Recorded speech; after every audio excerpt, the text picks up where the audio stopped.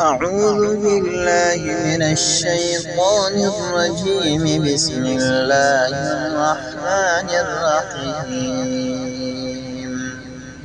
تبارك الذي جعل في السماء بروجا وجعل فيها سراجا وقمرا منيرا، وهو الذي جعل الليل والنهار خلفة لمن أراد أن يذكر أو أراد شكورا.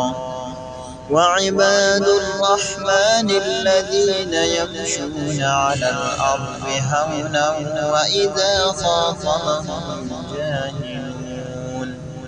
وإذا خاطبهم الجاهلون قالوا سلاما. والذين يبيتون لربهم سجدا وقياما، والذين يقولون ربنا اصرف عنا عذاب جهنم إن عذابها كان غراما إنها ساءت